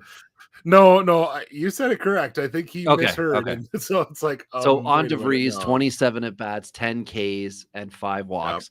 But it hasn't been the big, huge start that we want. Again, this is San Diego prospects who, on the whole, have been underwhelming from a prospect standpoint. But Ben, do we really care at this moment in time? Or we're just glad to see he's healthy, taking the bats, right? Quite frankly, just signed this spring. Yeah. And he's already at full season ball. That's an accomplishment. Yeah. Let's take that, but I don't see an issue in here. Just let it play out. Now, if he's sitting at those numbers at the end of the season, well, then we have something more to talk about. But right now, no, I think you're good. All right. So at the 1 hour, 9 minute, and 38-second mark. I'm going to put 40. We're going to start talking about Double-A guys, and we're going to go back to Washington. We are picking on people, and we don't mean to, or on organizations, we don't mean to. But Dylan Cruz batting .230, which is cusp of being worthy for this list or not, because we are early in the season. But wait till I tell you how many at bats. This .230, .304, .426 line has gotten 137 at bats, guys. That's what we'd like to see a little more out of the Double-A assignment. 2 dingers, 4 stolen bases, and 38 strikeouts, 14 walks. I mean, it's a hodgepodge, because you could say that there has been some okay things going on here. But overall, you'd like to see more power when you're seeing that many strikeouts from a guy like Cruz, who's supposed to, I believe, finish the year in AAA and be knocking on the door for next year. But he's not dominating. And this, what the expectation, I think, was dominating for him was a 300 plus average, a 400 OBP, and the slug, of course, the 345 line, the 500 slug. So is there something here BABIP related that we're not seeing? Is Cruz closing one eye before he goes up to the plate? No. 333 BABIP, so can't even blame that. Yeah. I think he's being extremely aggressive. And I have said this since he came into pro ball. I don't know where this hitter came from, because this was a guy who spit on bad pitches all the time in the SEC in college. And he got into pro ball and he was immediately a 25% strikeout guy. And now this year he's a 35% strikeout guy. But he always walked as well. And he's not had a walk rate over 10% in his minor league career yet. So that's a little concerning to me. Now, I'm not saying abandon ship, run away, right. But it does raise some questions as to the guy who, if you want to remember back to a guy who had one hell of an elite college career, Andrew Benintendi was about as good as anybody could get in college. And I'm just going to pull it up. His final year with, I believe it was Arkansas. He went 376, 488, 717. Oh my gosh. 20 homers, 24 steals, and a 50 to 32 walk to strikeout rate. Like, this guy, jeez, he was freaking amazing in college and was only 20 at the time. So, I mean, he was a pretty easy, like, there were good arguments right away coming out after his first year in the minors, whether he was potentially the number one prospect in baseball. And he ended up being the number one prospect on a number of lists after 2017 because of how talented he was. But the power never really developed.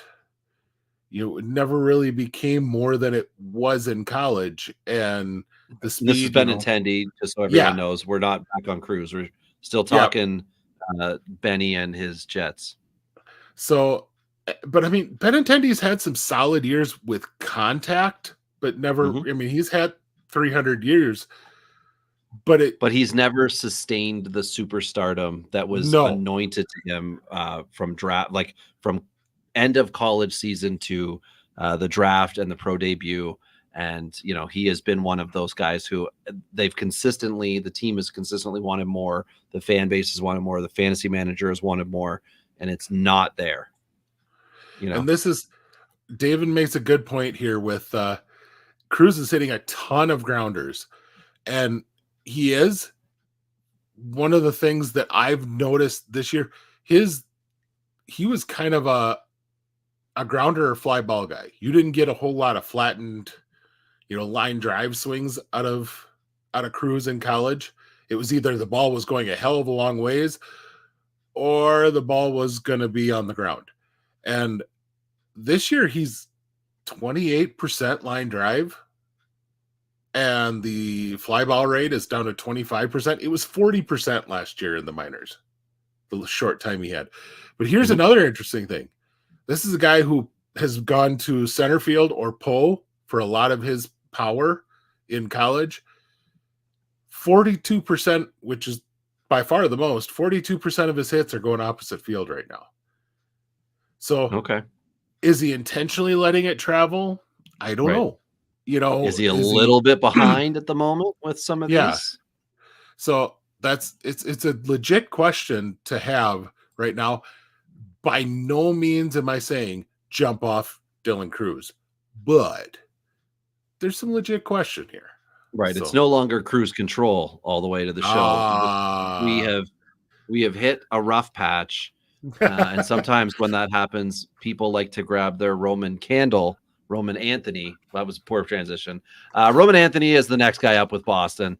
225 average, 343 OBP, 348 slug, which is a line of 2 homers, 4 stolen bases, and 89 at bats, 35 Ks, 16 walks. Walks are fine. Ks, of course, we'd like a little less. Anthony's not really like a guy, like he's not a dynasty guy I've rostered at any point in time yet. Yeah. Cruz, I wasn't in a position to draft. He was drafted too high for where I was picking because I'm so dominant, obviously. Part of a podcast team, Palazzo, 2 L's, 2 Z's. Thank you. But anyway, I don't have Anthony anywhere. That's what I was getting at. And outside of OBP, it looks like I'm okay to not have him. Should I be considering this as a point at which I invest, or we're okay? Like, I mean, we've talked about the AA stall a little bit. It is a big step up for a lot of prospects. It's just, but what are you thinking, Ben? What are you thinking? I will tell you that when I looked at everyone else's top 100 prospect lists and where I had Anthony, I was a long ways the low man on him compared to national average. Now, the positive thing here, for another week, he's still 19 years old. So, I mean, this is a really young guy at AA. I mean, and I mean, we're talking about a guy who's hitting 225, but he's got a 346 BABIP. So it's not like he's getting unlucky. And he's got a pretty even spread of line drives, ground balls, fly balls. It's not like he's doing anything. He's spreading the ball around the park really well. It just not enough spread, right? Not enough contact at the moment. Not enough ball in play. Yeah. Okay, well, he's young. Yeah, he's young, and there's a lot of time for him to correct this, but it's something to definitely be watching. One thing I will note, this year he is almost 35% fly ball rate, and I mean it's pretty even across line drive, ground ball, fly ball for him. But last year when he had that huge year, 25% fly ball rate. Okay, so hitting more ground ball and a little bit less line drive. I don't know what if he maybe altered the swing a little bit. I honestly haven't watched enough of him this year to tell you, but just based on the outcome, it would seem like maybe there might have been a swing change of a little bit of a variety there. So, all right. Well, F the Red Sox as always. So let's move on to an organization that we talk at length about disappointing us with their prospects in Colorado. And I am going to go with the pronunciation just for fun of Adael Amador tonight. Shortstop, second baseman, batting 132, 330 OBP. Why is he on the show? 147 slug, which means 0 home runs. But the fun thing, this is the first guy who's got like an elite number of the whole stat line of this show to this point. 11 stolen bases in 68 at-bats. That's very good. 15 strikeouts. We're all right with that. 17 walks. I love a guy who walks more than he strikes out, Ben. Tell me we've got, a BABIP under 1. Tell me that's what's going on here, that he's just been insanely unlucky. Otherwise, I don't understand, because the hype train on Amador is, chugging along here. And the track record of Colorado, when I had my website, RobbieBaseball.com, no longer functioning, but you could purchase it if you wanted to. Give it back to me, and I'll keep writing on it. I wrote about the Rockies not being able to take a player from draft day to MLB debut and make a solid major leaguer in that time. They have tried, they have continuously drafted the type of player that is a Todd Helton type. For the longest time, they were doing the corner infielders high. Tyler Nevin, who's now finally doing something. He was amongst that crew. Michael Toglia is another one. And they drafted these guys who were supposed to be power average guys. And then the system has stops along the way. That's right, Joe. Adele, hello, it's me. I was wondering if after all these years, the Rockies would let me debut. That's great. Yeah.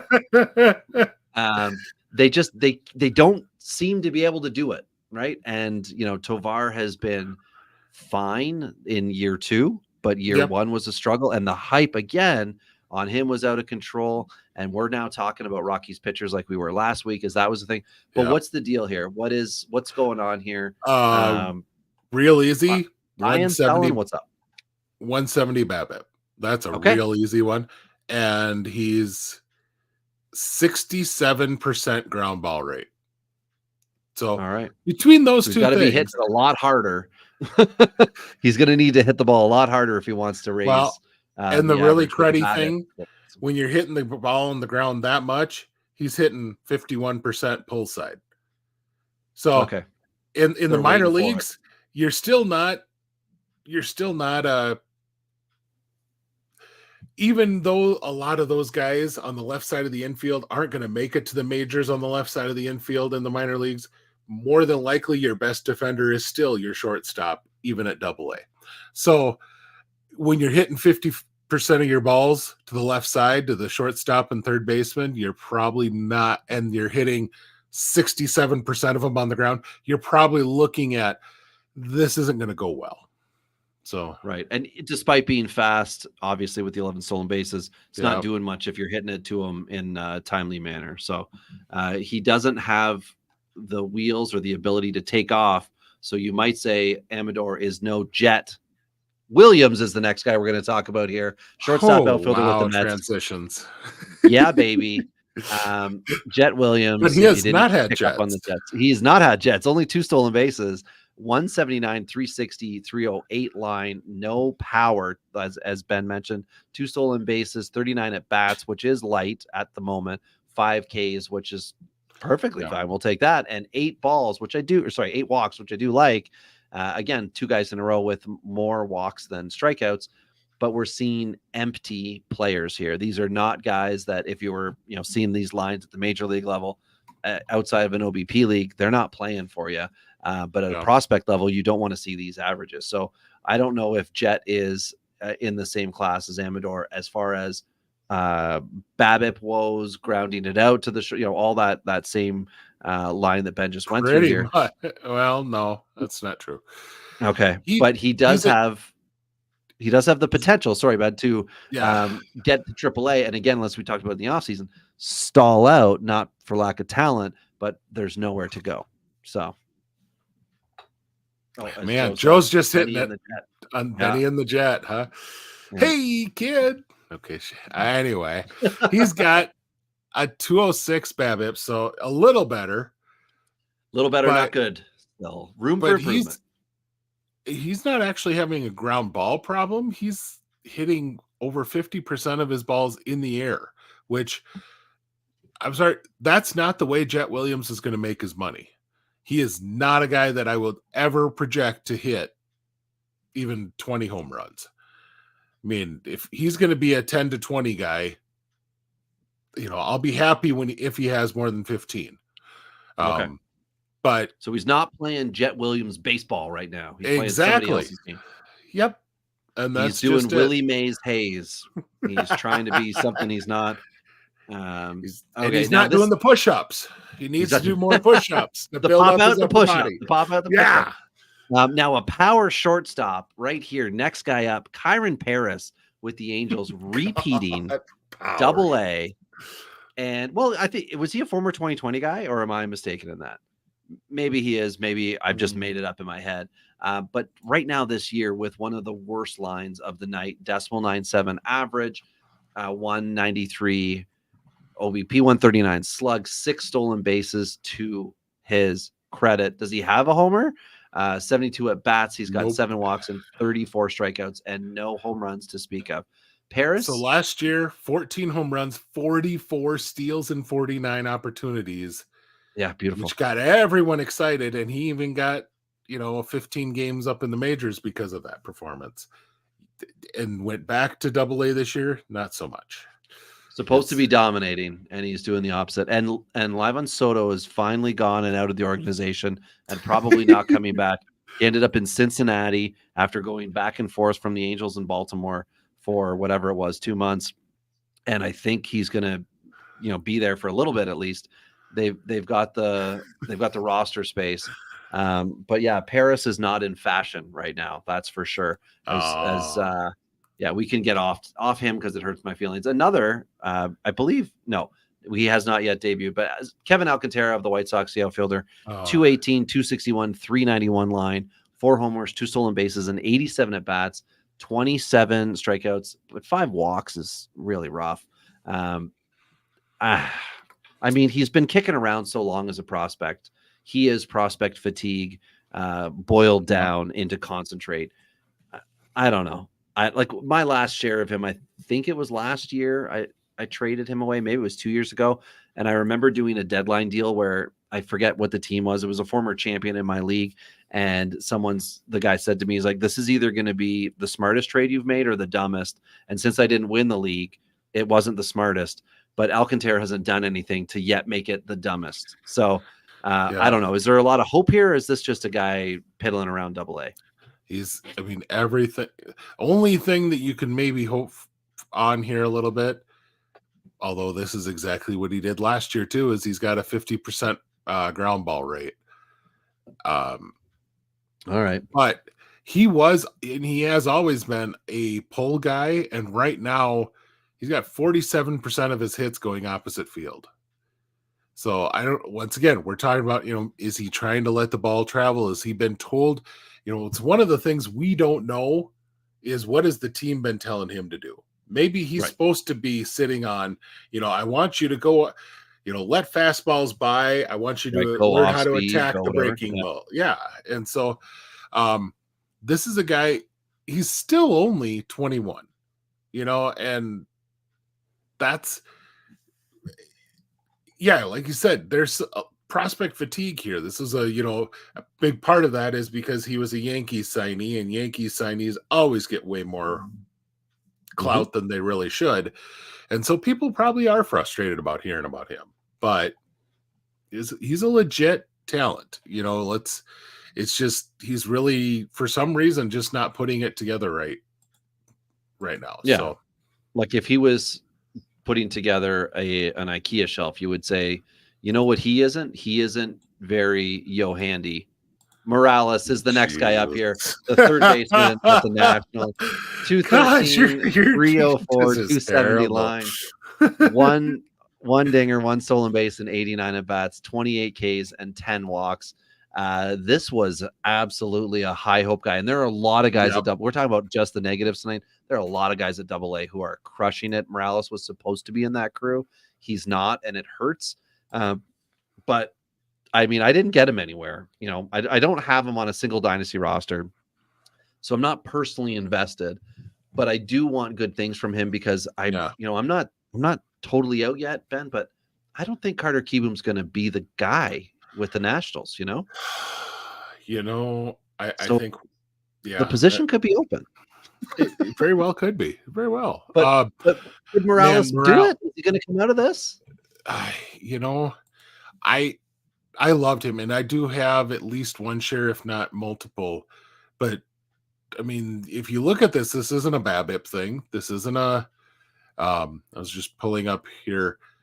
I mean, all of his numbers as far as ground balls, fly balls, all that look on par. It's just. I don't know. I don't know what to say. Why this is what it is right now. So Okay, then we'll just go on because we've got other guys. And yeah, yeah, it's unfortunate. We're marking this point in time here, May 6th, and it's not looking good. We'll check back later on these guys. Final guy for AA before we get a promotion. We're going up the San Francisco way to Grant McCray, the outfielder, with a 143, 265, 333 line. 4 dingers is fine.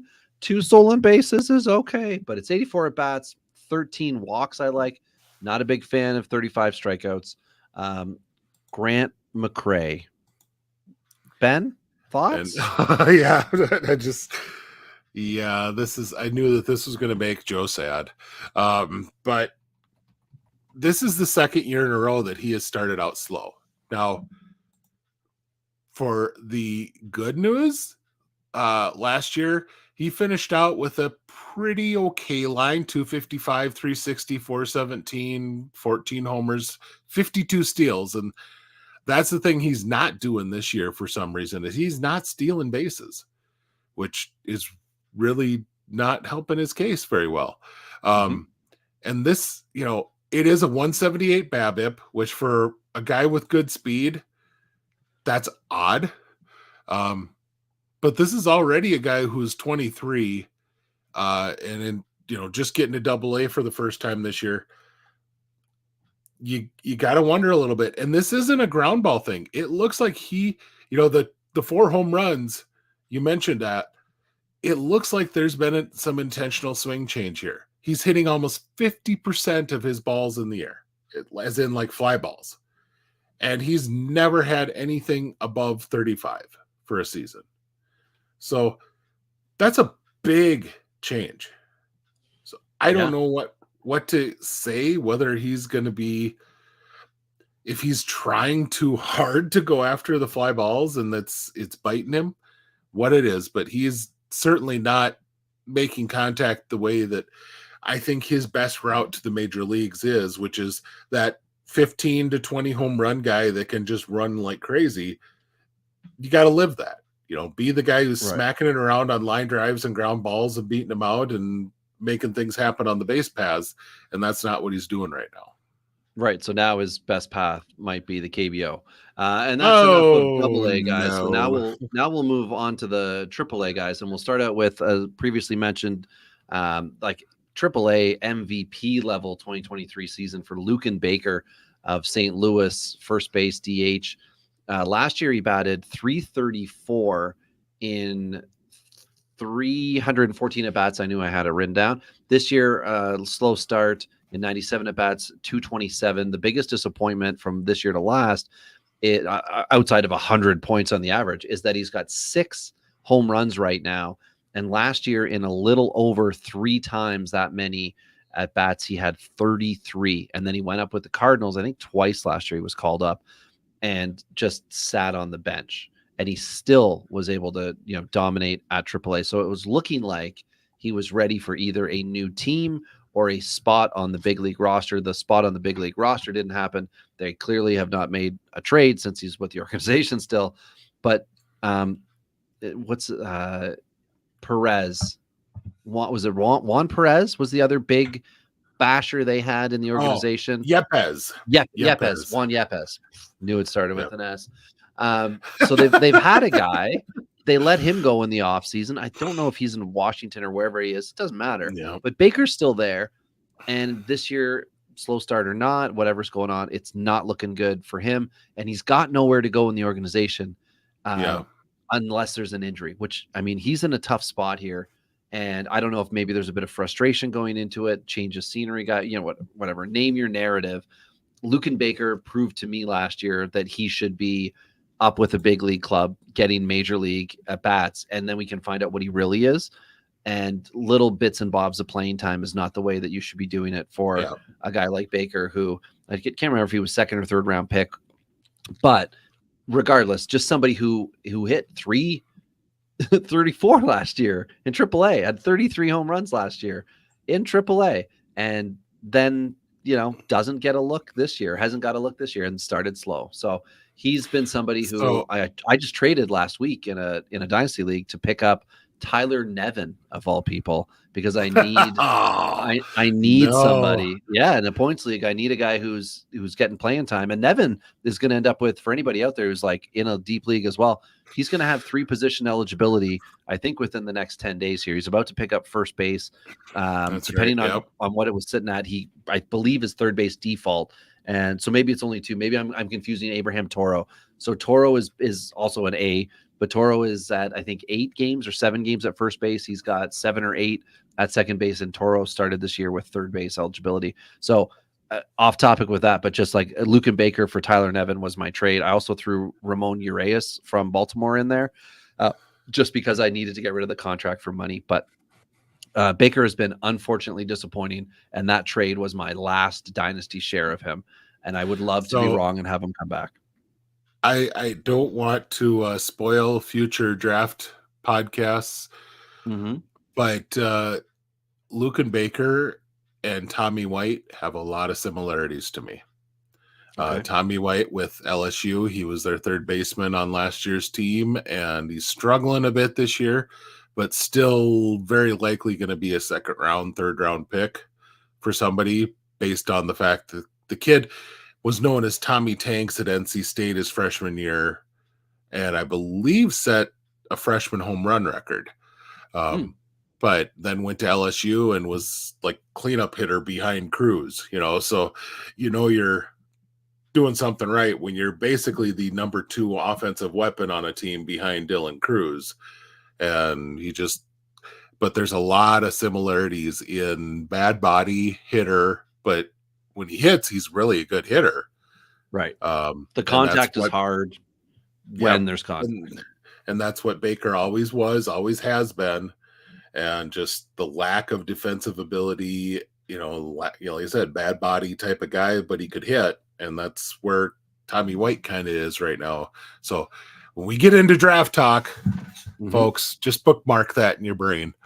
Right. So our next, we're looking for a little more of a sunny disposition now. So we're going to talk about. Look at you go. Look at you go with that transition, Ben. There we go. Sonny DeShara. And oh man, I loved watching this guy at Auburn. And he's kind of that, we talked about Matt Winkelman, a couple podcasts ago with in the Guardians organization, big old guy on the mound that's a little larger than you would usually expect a professional athlete to be.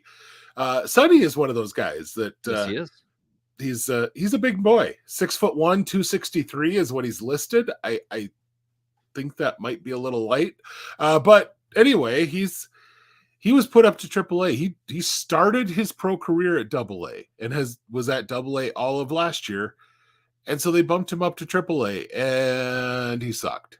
And he went down to A-ball, got demoted, and I had written down that he still sucks again, except that he finished out this last weekend with 2 really good games to at least bring his lineup to 267, 421, 433 in A-ball. A-ball. From an opening day AAA player. Yeah. Yeah. And so he's still only hitting, and that's with a 438 BABIP in A-ball in those 9 games. So it's just, I don't know what, this is a guy who, like I said, big boy, hitting the ball on the ground 55% of the time in AAA. That isn't going to help. And one thing the Angels do, they aggressively promote. So him going to AA was amongst others who did the same thing. Paris was there early as well.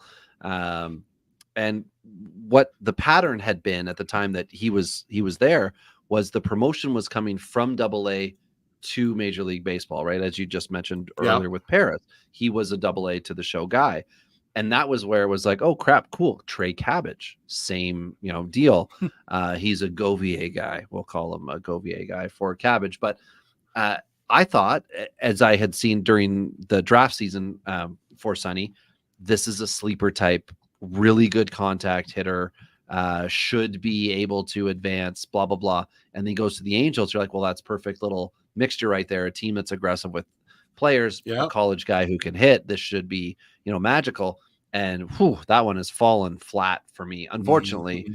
in the leagues in which I've rostered him, and there's no trade value, because sometimes when you ask a team, that looks like they don't have anybody in their minors at first base or whatever, and you're like, hey, I got a couple guys, are any of them of interest to you? And they name off everyone but the guy you were hoping they would have interest in. That guy has been Sonny.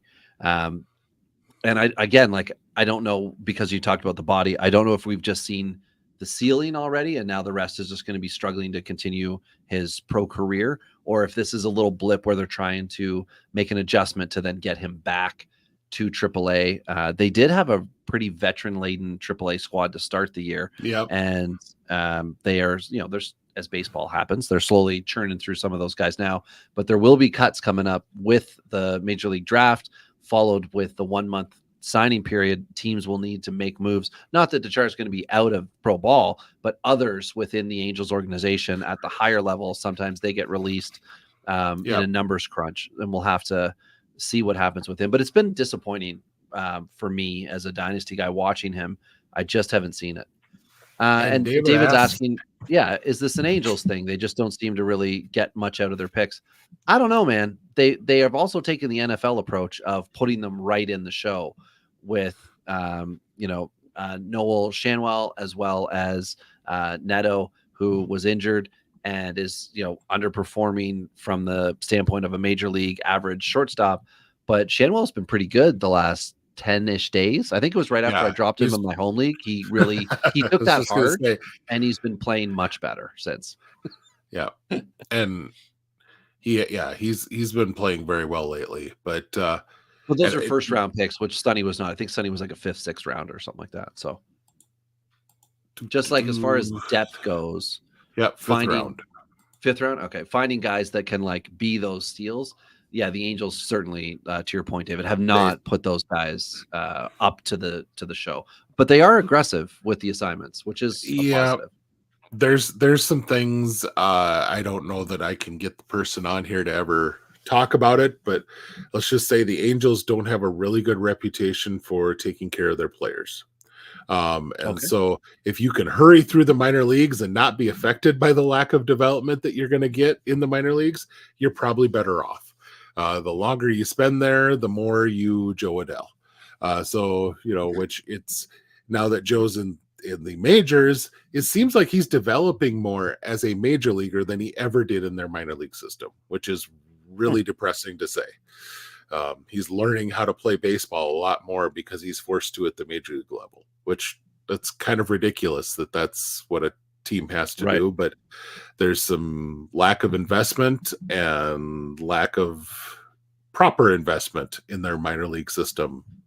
Whereas some organizations, Ben, really work hard to develop at the lower levels, building the big complexes, doing all those things. Mm-hmm. They essentially write Blake checks. Oh, jeez. I was trying to do Blake Dunn. That was a single A transition. That joke is done. Oh, there we go. So anyway, we'll go on to Blake Dunn now, outfielder with Cincinnati, who was like a minor league revelation last year. Yeah. He had a massive 2023, and he's supposed to be knocking on the Reds' door this year. But right now, with a 222, 356, 361 line, the knocks are going unanswered. 2 home runs, 6 stolen bases, and 72 at bats. 25 Ks and 12 walks. I keep wanting to say percentage, but I didn't do any of these in percentage, so I won't. Yeah. It has not been a good secondary, a good backup to what he did. I'm curious if he's getting off speed stuff or if he's getting the junk that he wasn't last year. Whatever was working, I don't know. It hasn't been a great start. The good thing is that it's under 100 at bats. So as you had alluded to with Dechara having a weekend series that helped his line, although it's single A, Dunn could run into 15 at bats over this week or weekend series that helped to pump that up a bit, because he should get major league time this year. And we don't want the stall out. So what are you like him, or you want to go on and get into pieces next? I don't see anything to say this is going to turn around statistically, and I haven't watched him enough to give a good opinion. So I was just looking to see if there's anything, BABIP's fine.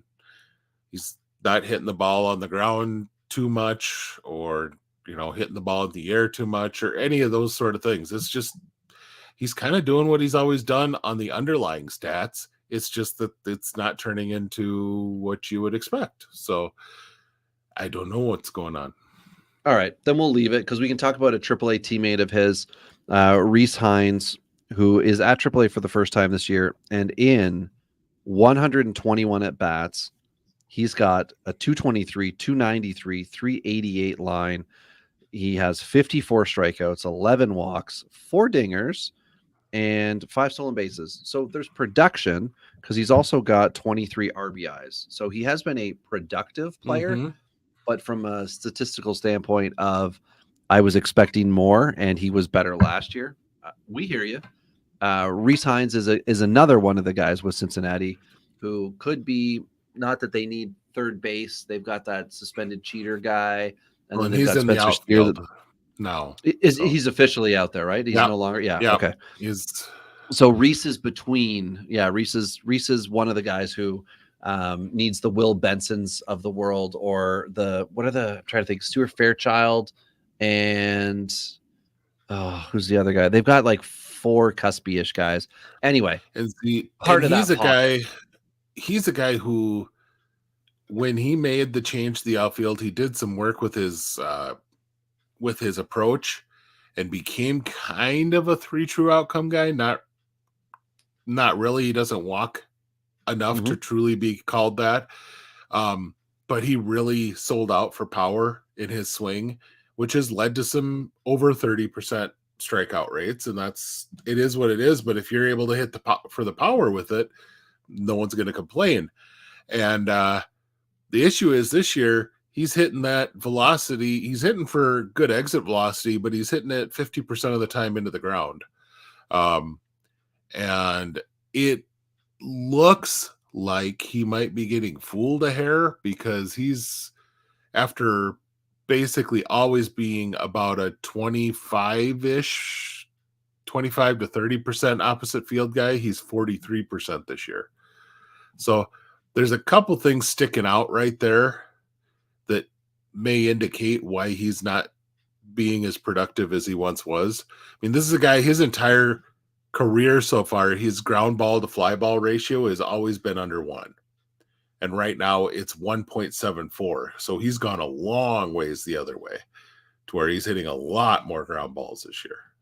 So I don't know what's going on there. Yeah. And I feel like it was 2 years ago that was supposed to be the breakout year that didn't happen for Rhys. And from that point, it's just been last year he did have it. Yeah. It's been a waiting game of when's he going to get that MLB opportunity. So we're still waiting on it. But a more recently drafted guy, he was drafted, in fact, in 2021 in the first round of the Major League Baseball draft from the Chicago White Sox, Colson Montgomery. And that poor Sumby is batting 225, 349, 405. First taste of AAA. He's got 5 home runs, 3 stolen bases, but in his 111 at bats, he struck out 41 times. 18 walks is all right. But this is somebody who last year, in a little tea sandwich of AA ball, proved that he was an OBP guy, a big OBP guy, 400 OBP. And then they were like, okay, well, then go play AAA baseball. I think maybe he would not have been, it would not have been detrimental, to his development at the age of 22 to go back to AA and then move up in and around the 150 bat mark this time of the year. But he went to AAA and we're seeing some struggles. I feel like this is more a blip, more of an adjustment, right? You're pitching, you're seeing pitchers who are 10 years older than you trying to, get a promotion and other things. The AAA clubhouse is a far more mature clubhouse. It's a very different vibe. The White Sox have had a lot of MLB veterans in it this year. Brad Keller's one, who I can just mention because it's almost like I know him, so like I picked him as the Jesus Takes the Wheel guy. We're tight like that. But anyway, it's a different feel. Montgomery, I think, is making a huge adjustment. I'm not afraid of this line. Ben, are you okay here? It just doesn't look good. I've watched him a few different times. He's one that I did actually get some video looks on, and he's getting a lot of stuff off the end of the bat. He's getting a lot of stuff where he's making the contact, and he's showing a 308 BABIP. He's still getting hard contact on stuff, but it's that somebody hangs a slider to him and it's like he's just so, oh my gosh, and this is what I've been waiting for, and then he grounds it into the ground because he's so excited. He gets so excited to see that hanging slider and he pops it foul. Well, then I've just lost probably my home run pitch of the at bat, and ends up in a count where he ends up having to swing at a pitcher's pitch, things like that so far. And like I said, I think he's going to make that adjustment. He struggled initially in pretty much every level he's gone to. That's just been the way he's been. Freddie Freeman did the same thing coming up through the minors. He would struggle initially. They'd send him back to a level and he'd just blow it out of the water. So then he'd get promoted and he'd struggle. And that was his path all the way through. And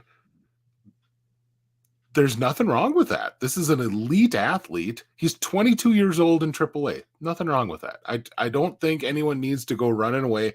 If someone's trying to come at your Colson Montgomery and treat him like a, outside of the top 100 player, tell him to go, kick sand, because that's just no. He's still a legit guy, and quite frankly, he's played every inning of this year at shortstop or DH. So they're still very, very much invested in him as their future shortstop. And that's a big thing, because a lot of folks have always thought he was going to move to third, and he's kind of got that Corey Seager bit of build to him and everything, that he's kind of a bigger shortstop, but he can make the plays you need him to make. And it's not like they went out and signed a guy at shortstop to handle long-term and block Montgomery. I'm sorry, Paul DeYoung is not your long-term answer. Braden Shoemake is not going to be the long-term answer there, folks.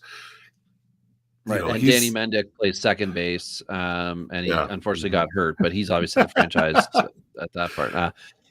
So absolutely no fear with Montgomery. It's a slow start. It's not a terrible thing. Ben, I am very curious for the last guy here, AAA.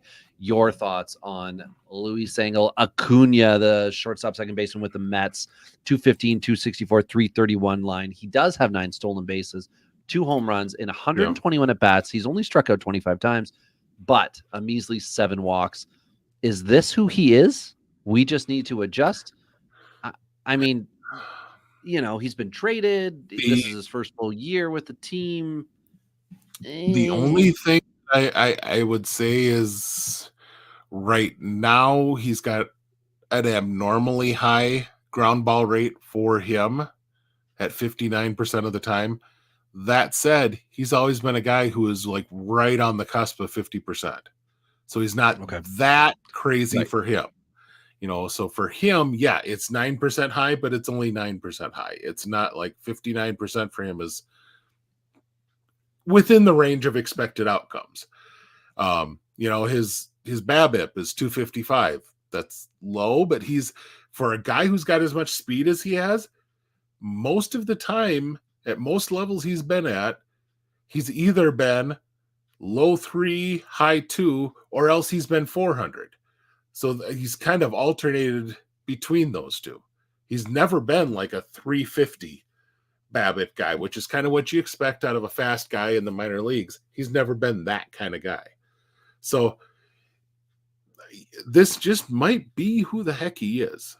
I mean, he's really talented athlete that doesn't strike out a ton. He's got a really quick bat, but it's not a whole lot of sting behind that bat.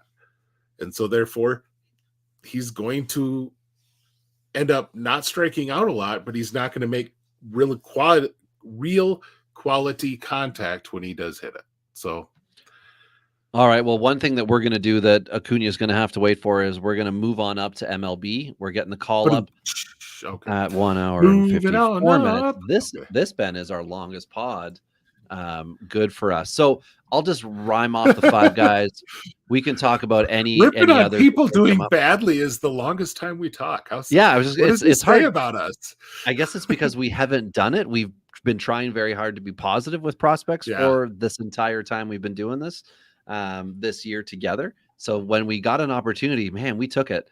But we've got 5 guys on this list, and we could add more if we wanted to. But Colt Keith with Detroit has not been good. Jackson Holiday was up and down. We know that. Victor Scott was embarrassingly bad on the statistical line. Hunter Goodman has struggled, but it's early for him being up.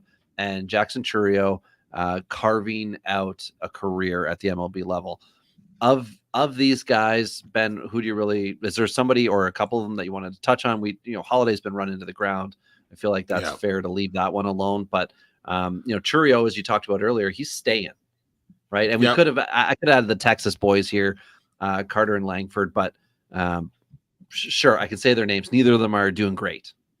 So of those guys, like Victor Scott going, he's unfortunate because he was really hyped up in Dynasty this offseason and redraft as a sneaky guy. It has not come together for him. Goodman, we talked about last week. Scott, it has not come together once he's gotten back down to the minors either.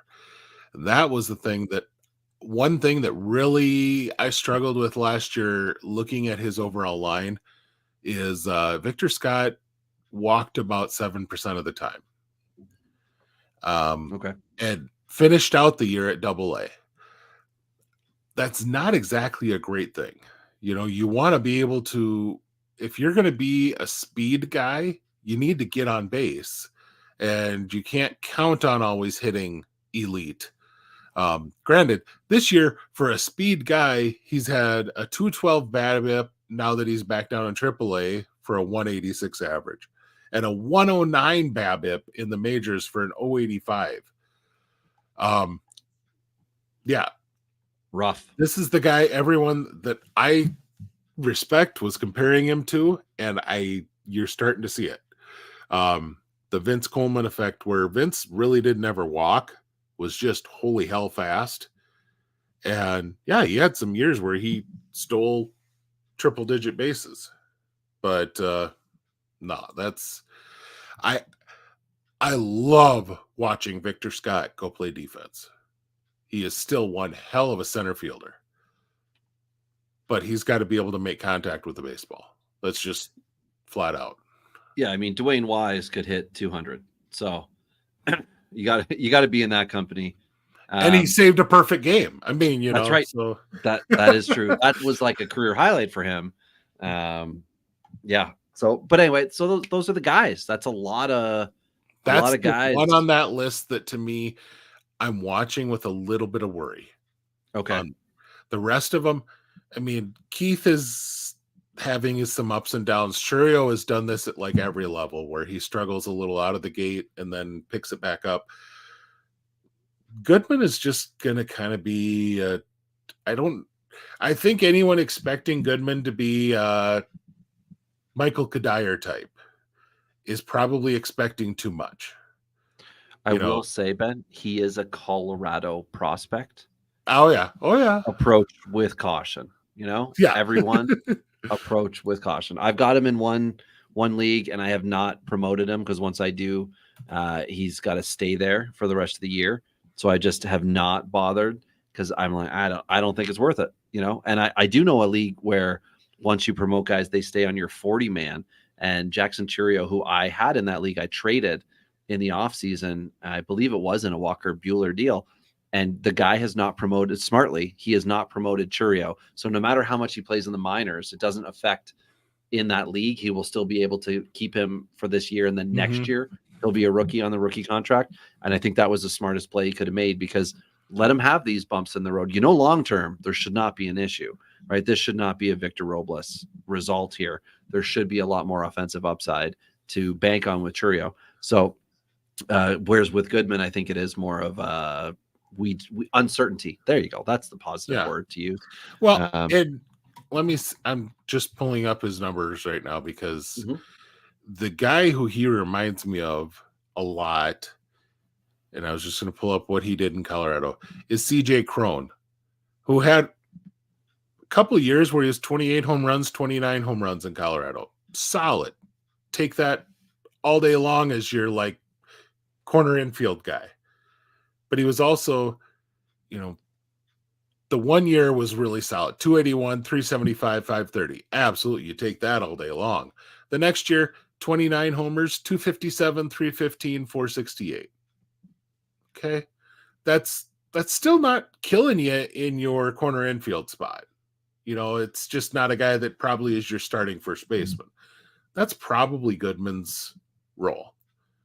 You know, and I think anyone who's kind of expecting him to come up and hit 300, hit 30, that's probably a better idea for where his ceiling is more like that 260 with a decent walk rate, 25 home run power. Yeah, that's not a bad major league career if you could do it. You know, yeah, somebody will keep him up. I was just gonna say, if you can stay in the show and then you don't end up like Ronnie Dawson or like Victor Reyes or David McKinnon or Guillermo Heredia, and you know where those guys are? They're in the KBO, baby, and they are all raking. I'm just very quickly went to go have a look because I thought we hadn't made this podcast long enough. And Ronnie Dawson's batting 328. Victor Reyes, who was a former Rule 5 guy, batting 362. David McKinnon, who was a guy I loved his opportunity with the Angels until they took it away from him and then sent him off. I can't remember if he was Oakland, then the Angels, or Angels, then whatever it was. His opportunity dried up and he went to the KBO. He's now batting 387 for the Samsung Lions. And then Guillermo Heredia is batting 408 right now. Amazing. Anyway, not that anybody cared. But is he using swords? Yeah, it's a different game over there. Guillermo Heredia, you know, I love he was the guy in 2021 that was all about the swords on the Braves bench. And that was like became a thing for him, is like they would celebrate stuff with swords. And anyway, very fun player, very fun. Always easy to cheer for a guy like that. Well, hopefully he's having fun over in the KBO, and hopefully everyone had fun listening to us talk negatively. We had 300 people still watching us 2 hours in. So perfect. I mean, apparently we're doing all right. Now, if everyone here goes and signs up, subscribes to the YouTube channel so we can keep our push towards our 1,000 subscribers. We got to get to 800 first, but you know, every little step. And if you're not a big YouTube person, you prefer to, you know, tippy tappy typey your comments back and forth with one another, we do have a Discord, and you can chat with us on that Discord, and you can find that on the, you know, go on our Palazzo Twitter account. There's all sorts of fun links on there. But yeah, Robbie, I think we've said enough for the night. I think we'll let the folks get some Monday night sleep. Yeah, including us. Thanks everybody. We got 2 more shows this week. I believe the boys do the Friday show, and then there's always the Sunday waiver show to get you ready that Mike VA does with Britain, and then Govier you know, does it all. Makes the world go round for us. There you go. All right, folks. Well, for Robbie, this is Ben, Big Gentle Ben, and over here. Yeah. It's been a pleasure. Hope you guys enjoyed this as much as we enjoyed it. We'll talk with you next week. And we're going to talk about the pitchers that are struggling. Oh, yeah. Next week, talk pitchers that struggle. The pitchers that are struggling, because we love the negative. All right. All right. Bye, folks.